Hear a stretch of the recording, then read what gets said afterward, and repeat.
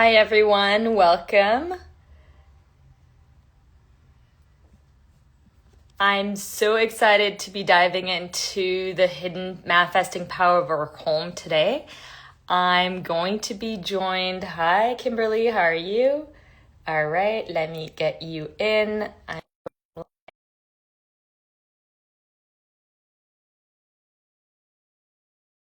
Pauline. We're going to be focusing on the hidden manifesting power of our home. We're going to be chatting about two main rooms. Hi, Kimberly, how are you? I'm great. How are you? Good, it's nice to see you. I love your backdrop. Thank you. I'm on the porch. Really beautiful.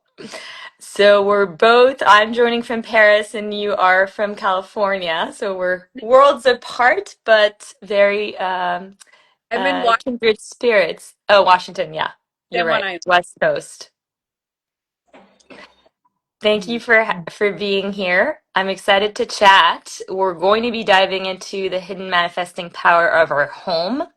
For a quick intro, Kimberly Garner is the founder of the conscious design school called School of Integrative Design. Hi, Noor. Hi, Helen. Hi, everyone.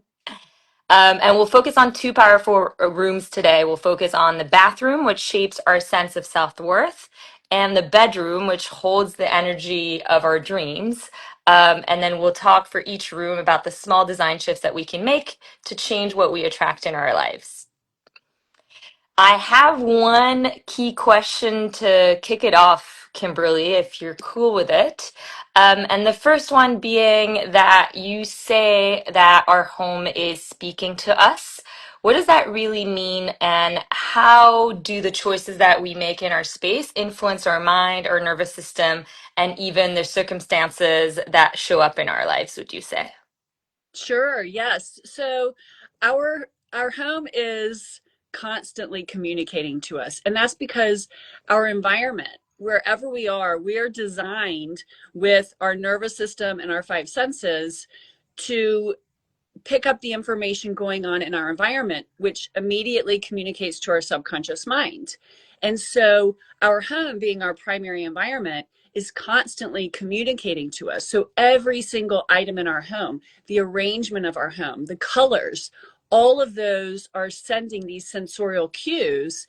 And so, there's a language there. And once we understand the language, then we can actually use our space with our intention so that it's communicating those messages that we want to reinforce in our subconscious mind, which, as you know, reverberate out into the circumstances of our life and what's showing up in our life.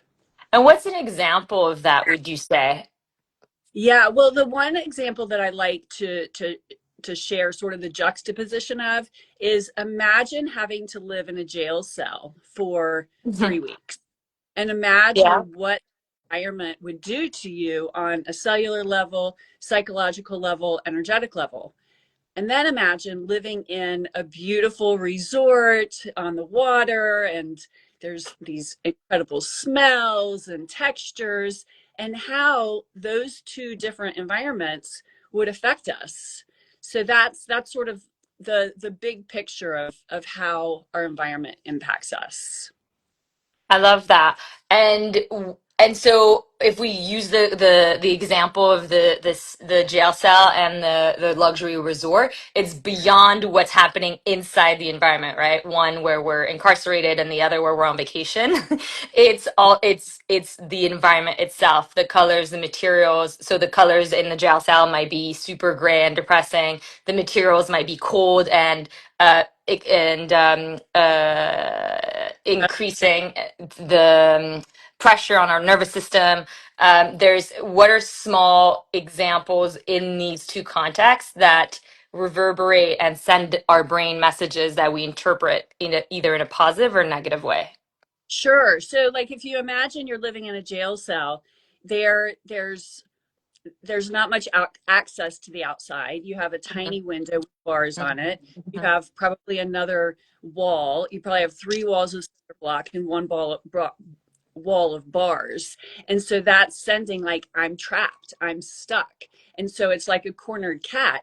If we feel trapped and stuck, we have this heightened sense, this fight or flight. Mm, If we're in this luxury resort, there's probably one wall with a balcony that opens up to a beautiful view, and it gives a different message of like freedom, right? And so that's as far as the architecture of a space. That's how the architecture affects us.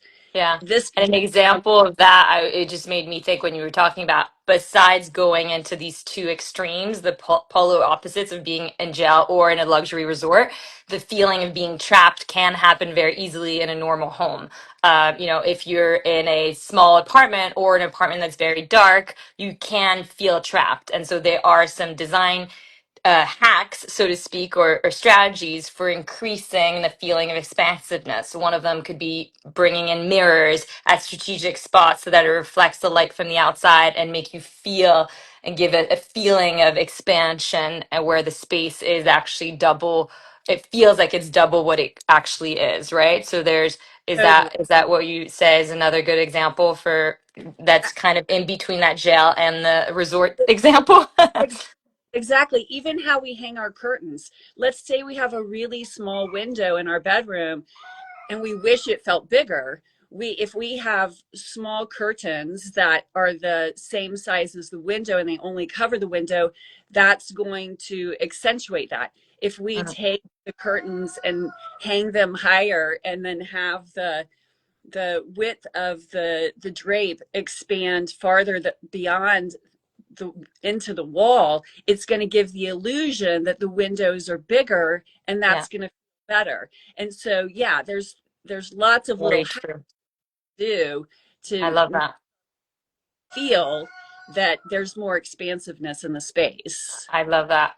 Let's get into our first room, the bathroom. How does the bathroom shape our inner dialogue and our sense of self-worth? Why, if we're looking to build this, and a lot of people joining here are women, and oftentimes it's kind of a point of contention for us. How would we, or what's the influence of the bathroom on our self-worth? Yes, so the bathroom is where we're most vulnerable in our home. It's where we're naked. It's where we Mm, require privacy. It's mm, also the room where we're the most self-honest. And sometimes that self-honesty isn't truth. It's not accurate, right? And so that self-talk that occurs when we're in the bathroom is really telling about our self-worth. The how we design or how we take care of our bathroom is also a reflection of self-worth. So if we like to keep a clean space, that is showing that we value ourselves, right? And so we want to get really curious about the conversations that we're having with ourselves in the bathroom, and we want to realize that how we reflect ourselves in the bathroom, how we take care of the bathroom is also a message for how we're taking care of ourselves. and um yeah, and then and of course, yeah, like, yeah. No, sorry. right. I love that. And it's kind of recent that I think until now we've talked a lot about clutter and cleanliness as being kind of an enabler to clarity of thoughts. And, if there's clutter, it actually doesn't help. It creates a cluttered mind. But I think this idea of like cleanliness equaling compassion, and how when I have a clean bedroom, I'm sending a message to myself that I am worth fresh and beautiful environments. And that's like a nice connection between cleanliness and self-worth, which until now I really didn't truly draw the parallel between the two. Well, and you're totally right on. And we want to think of our space like our body is the temple for our soul. Our Mm, home is the temple for our life. And so we want to have reverence for ourselves. And the bathroom is like the inner sanctum. It is part of our sanctuary, but it's like the innermost sanctum. And so honoring ourselves is just showing up. How we honor ourselves is mm, showing up in the mm, bathroom. mm. What's another example, except from cleanliness, before we go into design techniques for increasing self-worth in the bathroom, thanks to design? What's another example that is kind of preventing us from having self-worth and positive inner dialogue in our bathroom? Just other anything that comes to mind in terms of kind of things that we should avoid doing in the bathroom if we're looking at um, amping up our self-worth? Well, and I'd like to like flip that around and be Yeah. like showcasing what we love. So, what is it like? What are our intentions for our self worth? What are our intentions for honoring ourself and Hmm. adding those elements into the space? And one of the things that's really good to recognize is that we don't have to necessarily buy anything. Like, we can take something that already exists, like our bathroom mirror. Like, we can place our intention in that bathroom mirror and we can say, okay, I am I'm I like I love who I am and I love the person I'm becoming. And this mirror is a reflection of my brilliance. This mirror is a reflection of my beauty, and this mirror allows me to see who I truly am every single day. And And then is that even something that you do in your mind, or is that something that you physically do to the space? So, for example, I have something where I do a mirror mantra where I place like a subtle affirmation on the edge of the mirror, like I'm proud of who I'm becoming, or I change that mantra. It's kind of a message from my past and future self onto, if what would I want to tell my 6-year-old self? And I just put it as post-its on the mirror. Is that something that you recommend as well, or is that something you're talking about? yeah, we totally speak the same language. So one of the yes, so the post-its work. Lipstick notes on the mirror totally works. I have a picture of myself when I'm 5 or 6 years old on the side of my mirror because I want to make sure that I keep my inner dialogue in check. And I Yeah. love and reminding myself like, yes, I love who I am. So absolutely. I love that. What and sometimes I used to do that as well, and then every time I hosted people over, I'd have to like unpaste everything. So now I put it inside my closet, the closet, my wardrobe, or the inside the cabinets of my bathroom, so that there's a way to do it without it being overtly exposing when people come over as well. Totally, totally. And if someone sees a note that says like you are beautiful on the mirror, that can be for them too, right? Like That's true. That's very true. That's very true. It's nothing to feel embarrassed about. Yeah, I love to that. What is another example besides the mirror mantra example of small design shifts that we can use to instantly turn our bathroom into a space of self-worth? Okay, so one thing like this isn't going to seem like very like good design intel, but it's really important. It's like keep the toilet lid down. Like Okay. that is so important because one, it's like it's a whole things get lost. Like it's just it's it's best to keep that down like all the time. Like unless it's in use, the toilet seat goes down. Is When that you because walk Feng Shui talks about it being an energy leaker? Is that the main reason? that and Or it's like it's not something we necessarily want to see, like okay. it's better to keep it closed like Okay. visually, but yeah, Okay. the energetics of it too, like with it being a drain, right? Our Yeah. drains are, so it's better to close the drains. And there's metaphor all over our home, right? um so the first, like, what's the first thing you see when you walk in your bathroom? And put something in that space that reminds you of who you love, what you love about your life, or even what your intentions are. But Mm. having that visual cue, because we're working with the subconscious mind, and these small cues are infiltrating the unconscious part of the subconscious with our intentions. So Mm. first walk in, what is something that you want to see, something you love or that makes you feel good?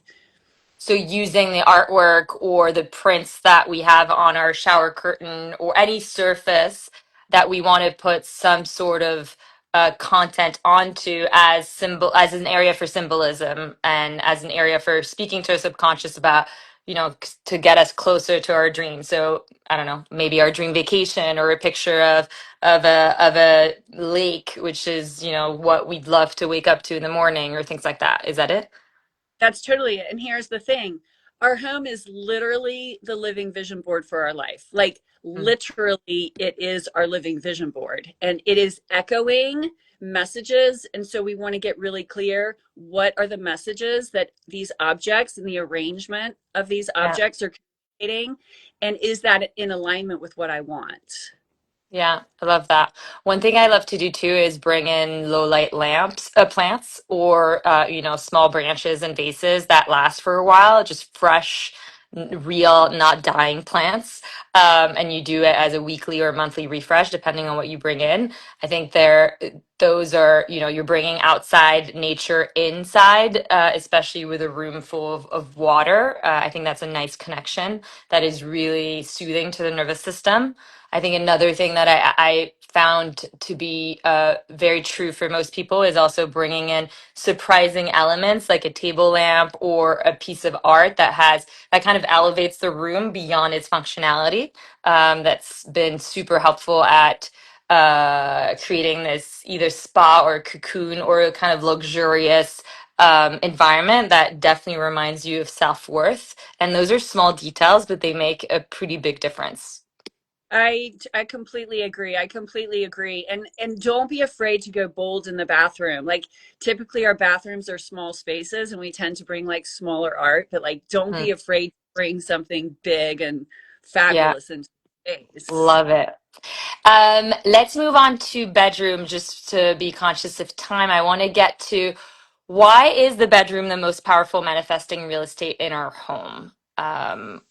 Yeah, it's a great question, and it's because the subconscious mind is most malleable before we drift to sleep or as we're drifting to sleep and as we're waking up.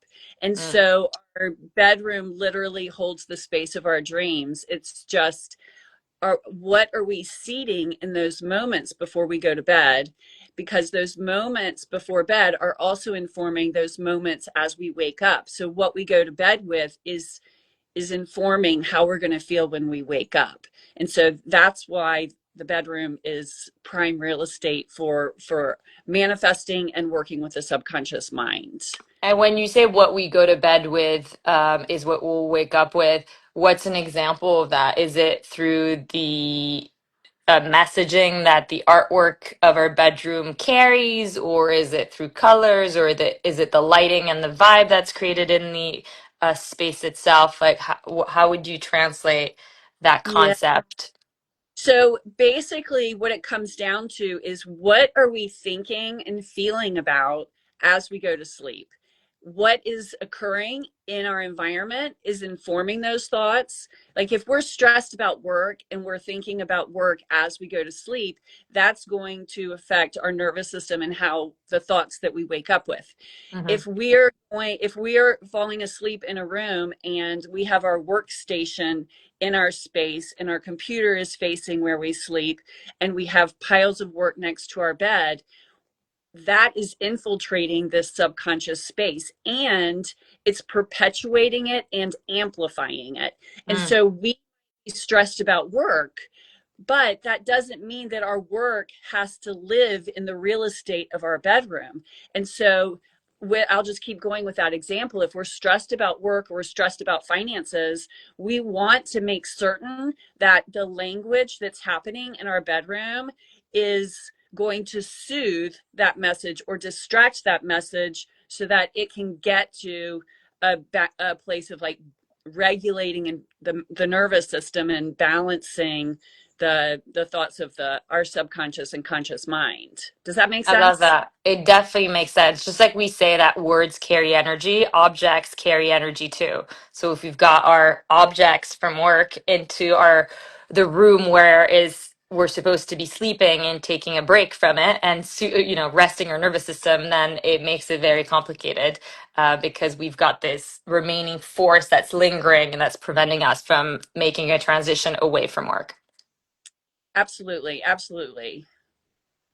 What are some design tips that you teach throughout your courses, and I can share some of mine that I apply with my clients in their bedrooms, but that we can apply to change, the general vibe in our bedroom and what we attract in our life overall. Sure, yes. So I would want to know what's the first thing that you see when you walk in the space, and I would want to make sure that you love it and that it reminds you of either what you love about yourself, your life, or what you're calling into your life. So that's the first thing. And Mm, then your nightstand is really prime real estate because it's one of the last things you see before you close your eyes.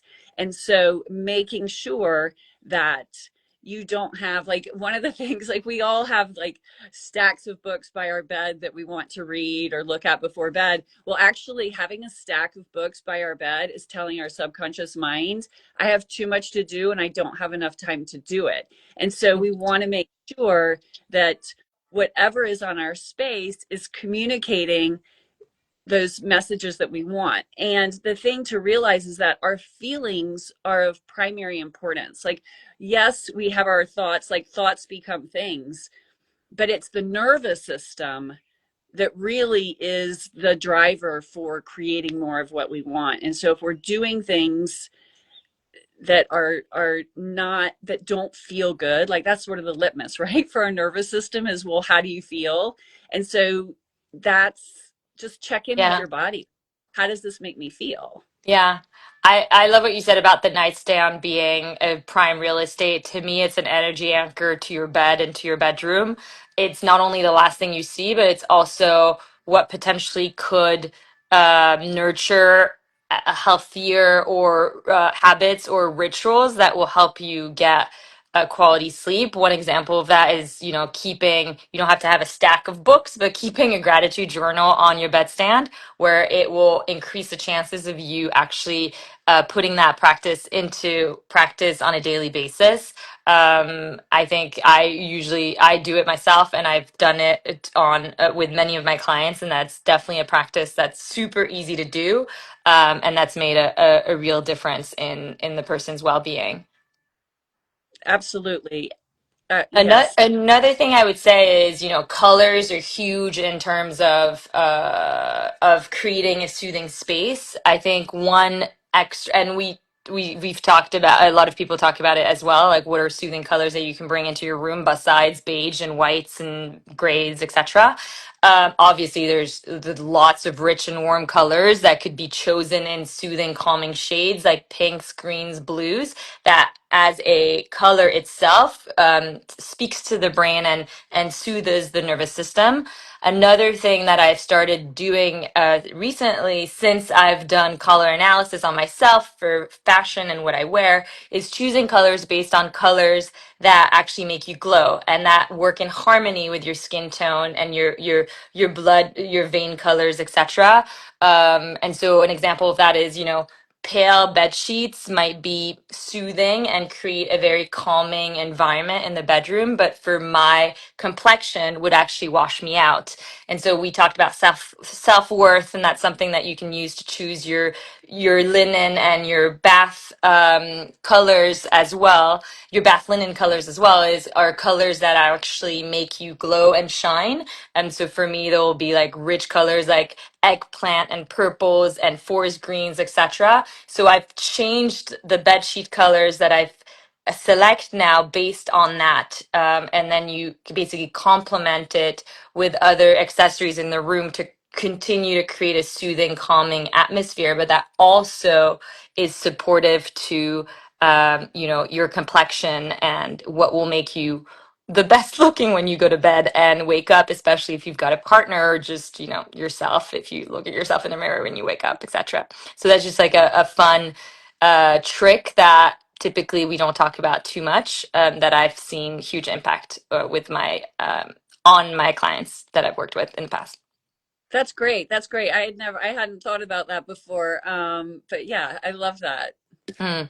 But I love what you said around like designing depending on what you're calling in. So, if you're calling in better sleep, swapping light bulbs for more warm shades as opposed to stark white that prevents melatonin production, and putting in dimmable lights around, having layered lighting from overhead to table lamps to small task lamps so that you can change based on the activity you're having in the room, whether you're reading or relaxing or cleaning up, etc. Blackout curtains, etc. But also, if you're calling in a partnership, right? There's a few things around like the concept of building symmetry around your bed. If your bed is stuck in a corner, or if the bed only has one nightstand and not a second nightstand, they don't have to be exactly the same, but it's good to create that symmetry around the bed and have two nightstands, two lamps on the nightstand, so that, and two equal entryways onto the bed so that there's room for a second person if you're calling it a partnership. That's another thing that I love to do too. Yes, and I would add to that, if we're in a relationship, we want equality in the relationship. And so, like people who are going to couples therapy or whatever, like bring your awareness to what's going on in the bedroom, because your bedroom is also telling a story about the relationship. And like you said, it can tell a story about the relationship you're calling in. You can, it's like designing it forward, right? Yeah, I love that. I love that. We're coming close to time. Would you love to say something to wrap it up that we haven't mentioned yet and that you think would be really useful for people to hear? Yeah, I think one, just thank you for having me. This has been great. And I think the most important thing is just for for all of us to bring our awareness to what our space is communicating. And I think the one important thing that I'll say is there's one, I call it toxic clutter. And it's Mm. anything in our space that brings up a negative feeling, memory, or emotion. And that's visual poison in our home. And so if you don't do anything, just make sure you remove those things from your space that are toxic clutter. And oftentimes, how does that manifest itself? Because oftentimes, it sounds abstract, and I'm thinking like, if you every time you walk by that piece of furniture or that artwork or that, object of decor on a shelf, and it kind of gives you a like uncomfortable feeling, that's how you know it's what you call toxic poison or something that's not adding value to your space. And sometimes they're valuable things or that they're things that are objectively beautiful, but they just don't ring true. It's kind of like Instagram accounts, there might be an Instagram account that's objectively fine, but every time you see it, it kind of triggers something in you that just isn't super productive, and you unfollow that account. So similar as objects, like editing and curating based on the feeling you get from them. And oftentimes it just takes a second to be like, okay, just to notice and connect, why is this triggering every time I walk through it? And you don't need to have an answer, just get rid of it or donate it or give it away. Absolutely. 100%. Love Yeah. that. Kimberly, thank you so much for your time and for being here. Where can we find you and people can get more information on your school? Sure. I am School of Integrative Design on Instagram, and that's also my website. So, yeah, I would And you've love, got and programs for people who are interested in designing their homes or for designers themselves, correct? yes, I have a certification program, and then I also have a program where I take you room by room through your home and show you how to align it with what you want. And yeah, Love it. Thank you so much for having me. Thank you, or for being here, sorry. And yeah. thanks to everyone for connecting on this Friday morning. Thank you so much. Happy weekend, guys. Bye. Bye.